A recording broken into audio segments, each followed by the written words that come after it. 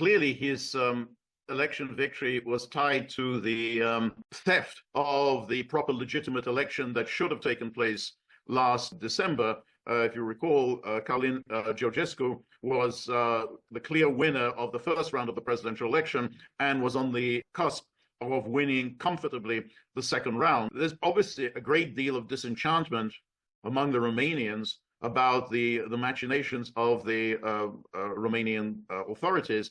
And Simeon had absolutely clearly identified himself with the cause of Georgescu, so much so that during the campaign he promised that he would give Georgescu a place in the government. He even suggested that he would appoint Georgescu as prime minister. And they often appeared together. Even yesterday during the voting, they went together to vote. Simeon absolutely identified himself with Georgescu, who clearly, in the eyes of Romanians, was unjustly robbed of the presidency. Simeon is, without question, somebody who is a Romanian nationalist.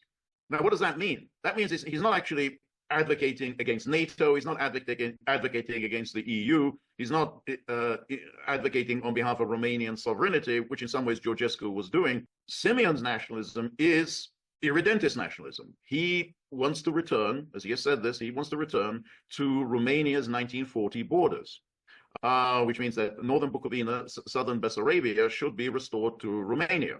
This kind of nationalism, this ethno-nationalism that Simeon represents, I don't think the EU has too many problems with that. It's not directed against the EU, it's not directed against NATO, so I don't necessarily think the EU is going to go all out to stop him from becoming president in the way they were with Georgescu, who really did threaten NATO.